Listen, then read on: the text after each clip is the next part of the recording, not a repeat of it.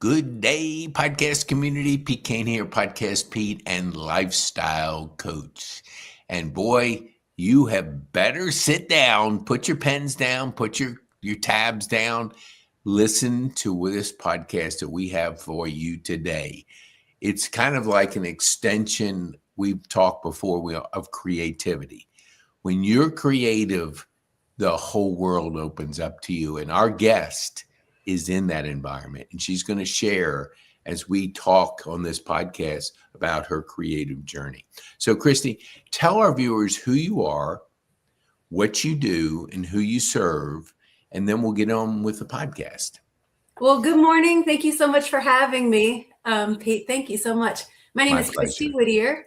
I serve Jesus Christ, first of all, my Lord and Savior. I also serve my family. I'm an artist and a teacher. Awesome. Man, that's so good. Two of the most important things you can have. You know, when I say the word artist, what does that mean to you? To me, honestly, like it's such a subjective position to be in. So artist is just a creator, a person who likes to create and express. How can you, like, for our community, because this is my language, creativity, and I know what it was like to be kind of suppressed or, in an environment that didn't allow me to be that creative person that I've discovered in the last few years. When you're like, when in your life did you discover that you had that creative kind of gene? Well, I'm glad you asked because I owe it to my older sister, Casey. She's 4 years older than me, and she's always so cool, and she's an artist. And so I just copied her. Dang, that's good. Hey, you want to model people that fill your heart. Yeah, she does. Yes. Awesome. So I know we've talked before about the classes and the art and teaching, and I'm especially want to talk about seniors because I've lived in a senior community, and our whole life is built around being creative, keep growing. So when you get in front of your seniors and you're teaching and creating and putting an art class together, kind of describe what to our viewers, like what are they feeling? What are you seeing from your eyes? So the seniors are a special community, and definitely one of my favorites. Teaching the seniors art is such a special, just a special time because I see a lot of growth. There's a lot of to paint. Okay, so mostly we paint. That's been my biggest class. My top selling class is painting classes. And I go in and I set up everything, and they come in, and I bring the art to them to paint. So I see a lot of focus, meditation. It's like calm. It's a very calm atmosphere. And then the focus and the hand-eye coordination, the problem solving, just the learning new techniques on how to use the materials. And so I've been doing this since 2017, working with the seniors and the community. And I see a lot of growth mentally. I see a lot of uprise in mental health. Some of these classes, I have mostly women. I do have some men. I would love to have more male students, but a lot of the women, I mean, they'll schedule their whole month around these classes because there's a community. I get the same students over and over, and just word of mouth to get even more students. And they just, I don't know, it's just like an uplifting thing. To me, when I do art, it's a very meditative state, and just very, very peaceful. I just put all my energy into it, forget about everything, self-growth. So yeah. I've studied, I love human nature and I love human behavior. And I've done, I don't know, 400 or 500 podcasts, a lot. So I get a chance to learn as I'm doing it. And when I had a stroke 4 years ago, I used to love playing golf and I love to run, but I couldn't do it. And I found I had to find something else creative to fill those voids. And podcasting and journaling were the two things that I do now that just lift my heart. Tell our viewers, like, I've often said this to people everywhere, that I want to get a tattoo with PT on it. But here's where I'm like wondering, because it's a creative expression. You want me to draw you a tattoo? Yes, I want to do that because I want you to share, because I see the people that have a tattoo, it's a creative expression of who they are. What was your first tattoo expression like? My first tattoo is oh man, does that have a story? It's actually Steven, my husband, Uh-huh. was my first real relationship. I was pretty young. He was young Yep. too, but anyway. And I got a tattoo. It's the Misfits Walk Among Us Uh-huh. tattoo because like I was just kind of obsessed with him, Steven.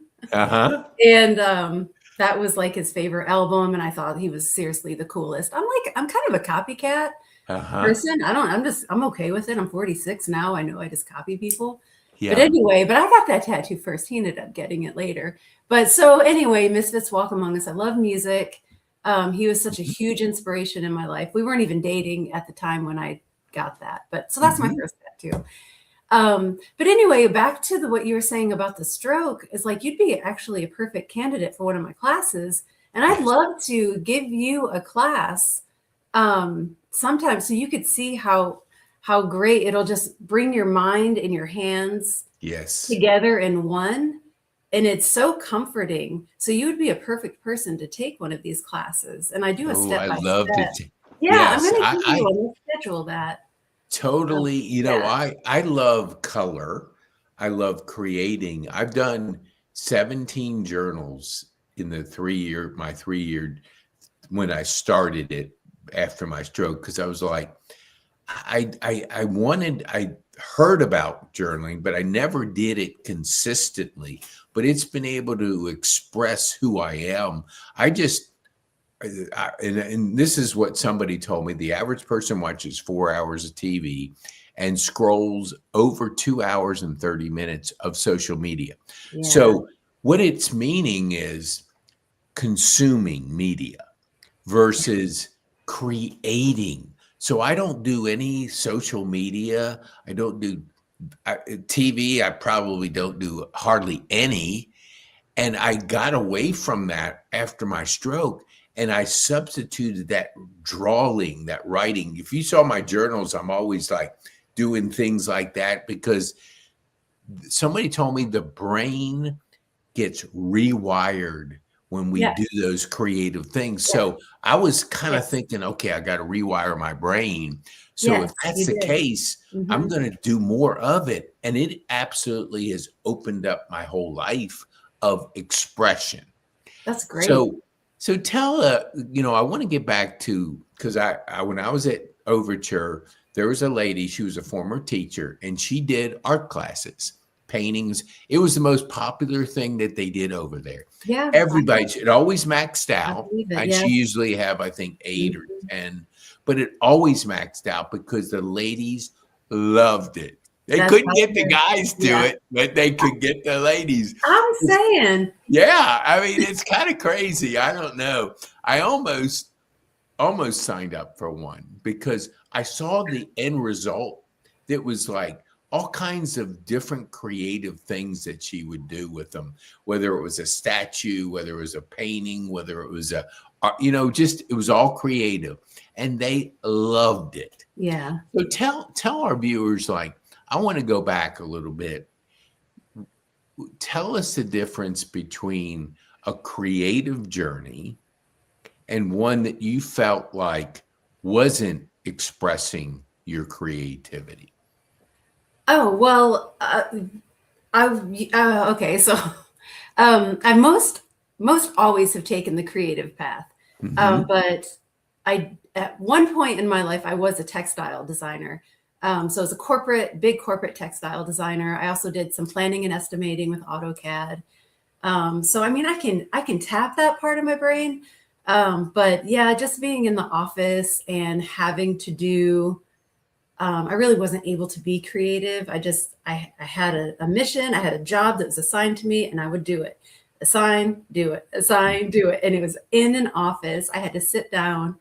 I'm super, I'm like very active. I'm kind of like hyper, I guess. Mm-hmm. And so I love talking. I love just doing and making. And so, yeah, being in the corporate, I'm thankful that I was able to try the corporate industry, because I always looked up to people like, wow, you have an office job. Like that's so fascinating. You really made it in life. You're so like up there. But I did, and I had that position, and it wasn't for me. No. Mm-hmm. So um, I that was 2014, and Mm-hmm. then in 2017, I was praying to God. I also wanted more time with my daughter. And Mm-hmm. so I just prayed and prayed, and the Lord just put me into teaching. And so I went back to college, and I guess I was 39. And then Mm-hmm. I got another degree, a Bachelor of Education, so I could also be a teacher. Mm-hmm. Also, at that time, when I gave up my job or my career, that career at the time, that's when I got into teaching classes at art centers, museums, the college, libraries, senior Mm-hmm. homes. Yeah. And so it all worked out really. Yeah. So tell her that is so. I love that because we were talking before we got on the podcast, and I have a lot of conversations. I wear two color shoes just so I can talk to I people. love that So about that, you. yeah. So they'll just say, something and it'll lead to a conversation. But here's what I've kind of discovered: the people that are in corporate, let's just say general corporate, they're told what to do. They've had to fall into a certain path, and it limits their creativity. And I saw it, but didn't know about it until I got on the other side of, Yeah. Yeah. I like, would I decide imagine. if I want to write and I go out on the porch, I just start writing because I'm writing a book, another book, and I just start writing and I just start creating.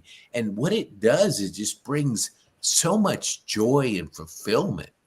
So Yeah. what would you say when you're doing your art classes? Like what what are you seeing from the standpoint of, can you tell if this has been like a first class for somebody versus somebody that's been involved in several times I of that love that you creative say that. environment? I love that you say that, because no, that is okay. These classes are so cool.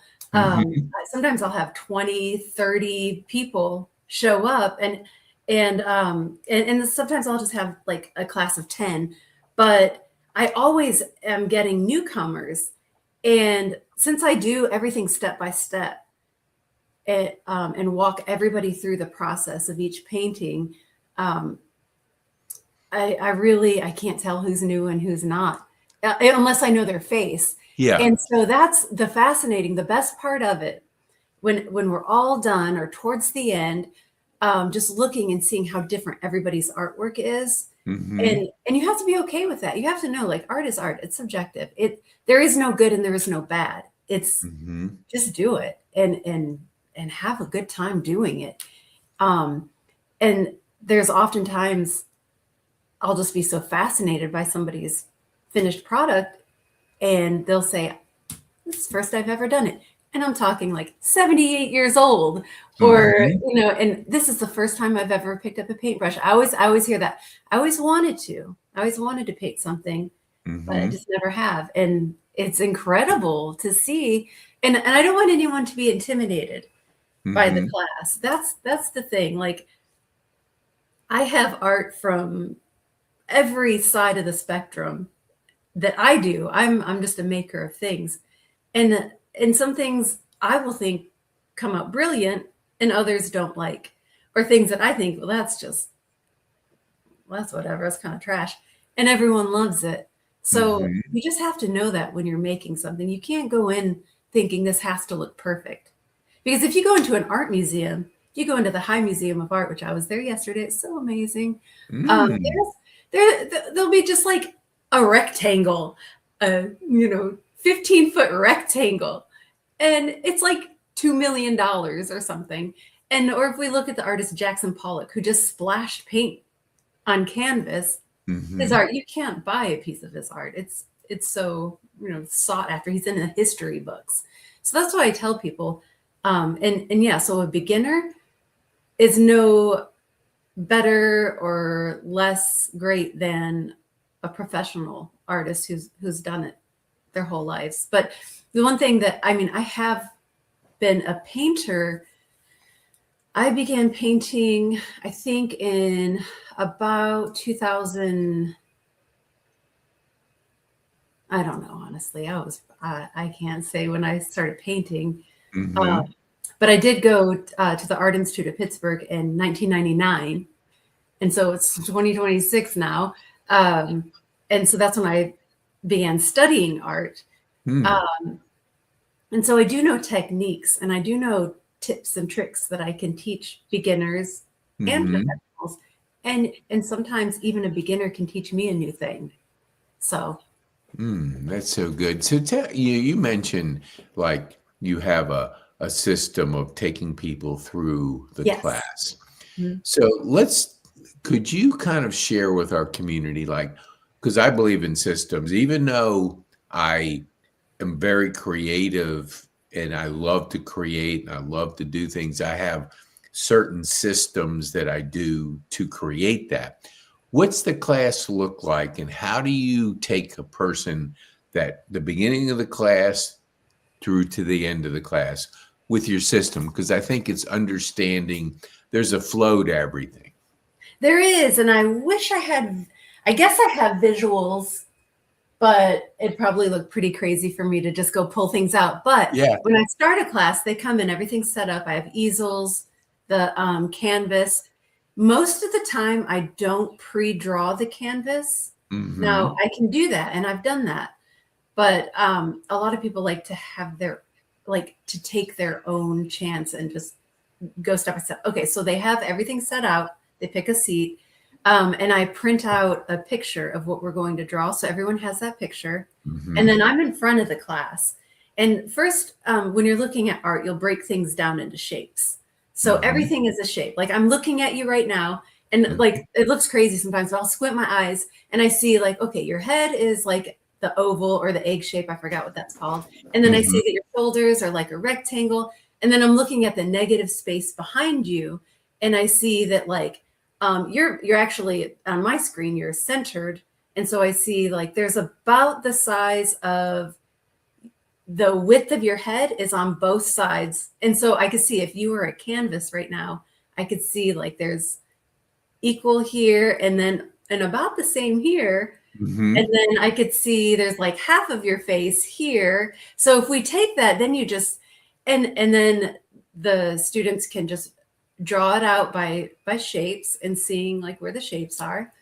So we do that first. And then I go around with usually one or two colors at first. And then we just start laying it down, and I'll lay it down, show them how to do it, and then they'll do it. And then I'll lay down another. And so we start from the base and go and work our way up. Okay. And by that, everyone can do it. You don't have to even know how to draw. Just make a shape. And they're so simplified.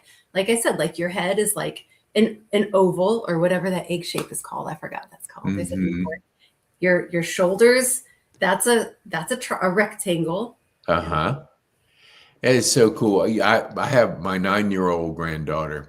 She's on the creative side, and my daughter homeschools. So when she's learning, she's walking around. She's like, she can't sit in a chair. She has to be walking around doing things. Well, I gave her for Christmas a journaling art like Yes. package, and Yes. she is taken to it. Like my daughter sent me a picture. She Wonderful. was like on her bed, just creating and drawing and putting those things together. And I think I would say, I always, because I'm ADD and dyslexic, I call it the active I'm brain. both too. Are you really? Dang. Yes. And, Yes. and you can tell she's active brain too. But yeah, there's different styles. But she's now, I gave her also a cooking class over Oh. in Dallas so she could create, because she loves to get in the kitchen and just make Mhm. things and things like that. Do you feel like with kids, like what would you like if I had you in front of 9-year-old kids and we wanted to really express their creativity? How would you how would you handle that class with younger artists? So I am certified in elementary education. Hmm. So I am used to, I do work in the Cobb County public school system. So Okay. yeah, so the 9-year olds, that's I mean, depending on class size. So I've also homeschooled my daughter for a while. Hmm. And boy, do I love working with the homeschool groups. And everyone has their different, I don't know, it's pretty cool, but there's just a lot of classroom management going on with that. Yeah. Depending on like the size of the class, there's a lot of classroom management, organization. If I have everything set up ahead of time and I'm able to give clear expectations with visuals, that, you know, 9-year olds are any elementary, any, even honestly, any age. Yeah. Visuals, just visuals and structure.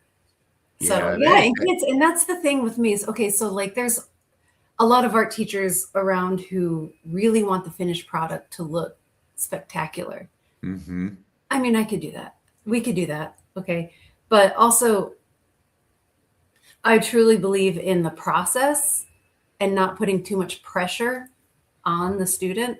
And Hmm. so with kids especially, I let them go. Like you have to, honestly, me personally, I can't do the whole,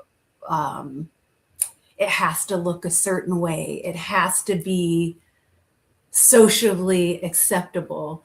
I think that Hmm. just puts, like you were saying, when you feel like you're not able to be creative, there Hmm. are art classes where you can't be creative, believe it or not, because um, some parents want their children to be perfect and Yeah. not to be children.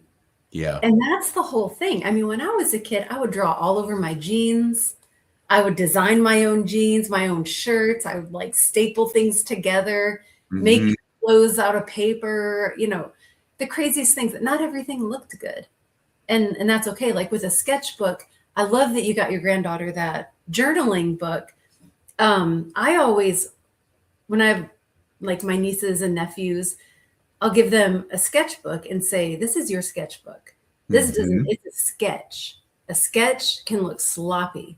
Just throw it all out there. Because if you're not doing those things, you'll never be able to grow. Like if you're not just letting yourself not be perfect.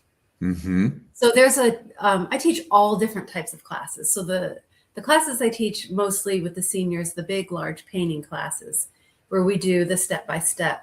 I Hmm. also teach life drawing, and so there's life drawing skills where you're working on your hand-eye coordination, and the pages will look sloppy. But if Hmm. you go and look at Michelangelo's sketches, you know Yeah. his sketches are crazy. Yeah. Um, so Yeah. What do you think? Because I've always kind of, I had, we went, I'm trying to think, did you go to the Rotary Christmas party? yes, Okay.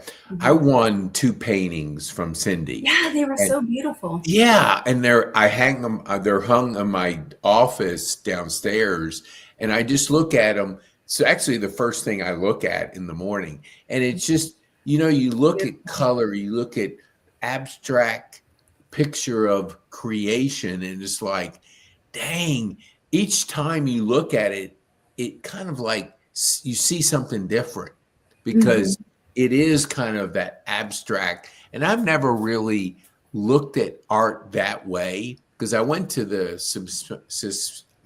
Smithsonian Institute of History, and they had all kinds of art up there in Washington, and it was Heart. Did amazing. you say, oh, art? But you know what? It is heart. Also, I thought you said they had all sorts of heart. Oh It's yeah, art. heart. What you're Yeah, talking. Yeah, yes. it's heart. And you see all this different types of stuff, and you're going, wow, that is cool. In that a person like we have each a fingerprint, and everybody has an individual fingerprint. Every painting, every artwork is an individual thing. And It I is. think that's what I saw with the seniors when I would watch them proudly display what their finished artwork was. And it was like they beamed, like their Yes. whole, everything Yeah. just kind of, it's like their whole personality started to shine in what they created. If you could see them creating it, it's really beautiful. And I always tell them, like, that's something, give that to your grandkids. Give that to your kids. They'll have that. They'll have that forever. Yes. And that's Ooh. you. That's a part of you. That's a whole moment in time of you. What are you most excited about if you could be in front of seniors? What excites you the most when you're in front of that group of people? Honestly, just having everybody create. It sounds Mm-hmm. so, like, I don't know. It just really doesn't sound that deep, but to be in a room full of people creating, it's an energy. It's Yeah. a vibe, as the kids would say. It's a vibe. Yeah. Yeah. I And think it's it. really nice to see. It's just to see all this, like, everyone's spirit Mm-hmm. kind of meditating and happy and talking with each other. And so there's a class that I teach at a senior home near us that I'm going on 4 years. Every month I teach a class for 4 years. I just keep coming back. Actually, today I have a class. Really? Mhm. Would you And mind sharing that with us? sure. Like Well, I mean, you have to be a a member member of of the the, oh, community you have to there. be in that So, community. Okay. but the some of the members invite their family members, Mm-hmm. I say more the merrier. I am used to dealing in public school, so I can handle 40 students. Yeah. So I mean, I'm good. But what I love is, like, also, so 4 years of this, I've had students that's come to almost every single class for 4 years. Wow. And what's great is I can hear them teaching the newer students the things that I taught them. Yeah. And I'm like, that's so good. Yes. Oh gosh. Yeah. Yeah. I think what I'm hearing is that you get to experience people just start to beam, start to, when our creative, the people that we are, it comes out, it's amazing what happens. And I would see over and over to the ones that I could tell were not in that mindset. They watched too much TV. They didn't keep growing. They didn't keep doing things to exercise their creativity that they have in them. Do you ever run into people that let's go back to the awkward stage? I think, and my granddaughter, we gave one of them a camera. And so I said, all right. And they're always creating movies around the house, taking the Yes. iPhone and doing all that. And I know they have fun doing it. And so I said, would you come and take pictures at our next live event?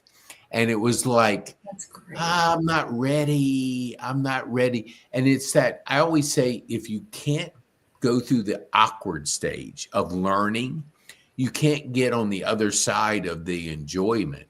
Yes, Do that's you true. find that you can see that, like, people start out a little hesitant, like you said, the Yes. perfectionist who has to Yeah. have everything in the lines and all that? How do you take them from that Yes. mindset of perfection to creativity? So, okay, so the class that I teach, I can teach a class catered to any group almost. But the most popular classes are the 2-hour classes. And we do one and done. It's one canvas and within 2 hours. So we are fast painting. Like we got to move on. And it's not stressful. It may sound stressful, but it's not. And so to go from that, that is the hardest type of student to work with, the perfectionist. And I love getting the perfectionist to open up their mind and just not care. And I say, you know what? When you're done with this, you could throw it away. It doesn't matter. Let it go. Or you can give it to me because I'm probably going to love it. And the funny thing is, the people who, I always find this, the people who say, I can't do it, theirs ends up being the best. And it's so like not fair because I know it. I know it from the beginning. I've just seen it too many times where they're like, I can't paint. I can't do this, blah, blah. I'm going to slop it on. And it's brilliant. I'm like, this is actually fine art, what you've just done. But, but a lot of people don't see it. And they'll say, well, I'm just going to throw it in my closet. And I say, please, can I keep it? No, I'm going to throw it in my closet. And I don't know. That's just how it goes. But I think I'm a pretty laid back person. And so with art, especially, I personally don't like the tension and perfection with art. Yeah. Because I also have a lot of ADHD. And so I like to just do it and go. And there's sometimes I'm hyper focused. Yeah. But I'm just hyper focused to be hyper focused, not to make anything perfect. I don't really know. But yeah, I think just giving any student, whatever age, the space to just be themselves. Yeah. And to let it flow out, however they have it flow out. And I really push that. I always say, I have one rule.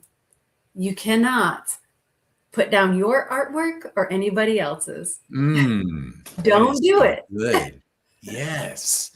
Yeah, it's so important to have encouragement, because we all, especially I think from what I've seen, we get a little older and we're more sensitive to what people think as opposed to when we were younger. So we get plenty of negative stuff out there. And so to have encouragement, like get in there and just, paint outside the lines. You don't need to keep it. You don't have to be perfect. You have to be wanting to express who you are. Yeah. So, and I love art history. And, and even in our history, there are things like the mandala.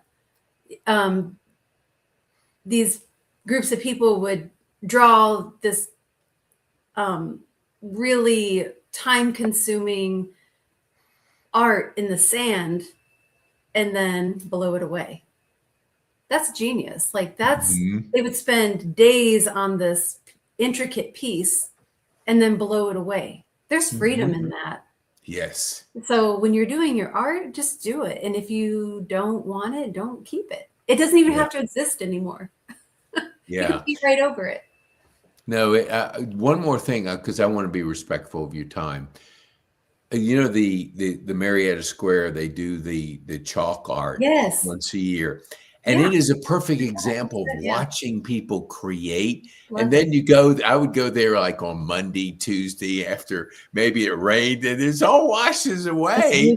But it's so beautiful to see the expression of that artwork on the street. I mean, it's kind of my favorite thing, just to watch people create the most amazing artwork. So I want you to tell people, how can they get access to Christy?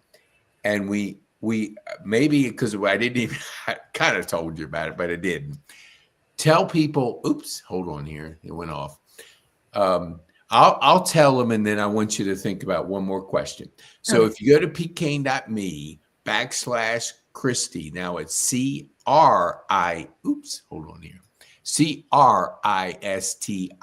Don't put that H in there. Yeah, I did it in this because I speak things. I speak, I don't really write. And so, let me take, this thing keeps popping off here. Okay.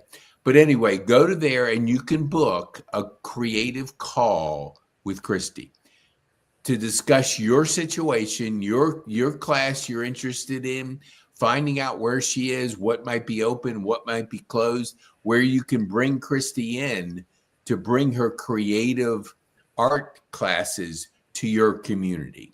So we want you to share this with people. You know, people out there in the senior community, any community, getting people together in community matters. And I'm going to put one more little thing up. Hold on here. I just did this. Okay, here. So we have, if you scan a QR code, you can join our freedom community. And part of one of our freedoms is the creative freedom. We talk about 6 of them. But if they go to, hold on here.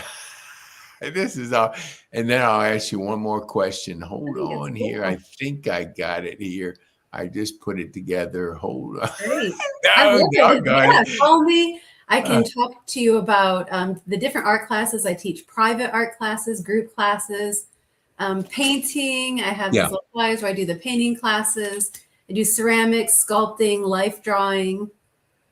And this is even more at soap making. Ooh, really? Yes. Dang, that's so good. So what would you say, Christy, what would be the one thing that you would want our viewers to take home from our podcast today? I would just be, well, the one thing that's be creative. Just try. Maybe just see what it's like. I know it's uncomfortable for some people to go out, and maybe they don't even want to. But creativity is in all sorts of different ways. Like my husband's a mathematician, and he has his creativity through music and coding. I mean, there's all different ways to be creative. There's no box. And come join my classes because it's a lot. Oh gosh, yes. Share this with people in your community.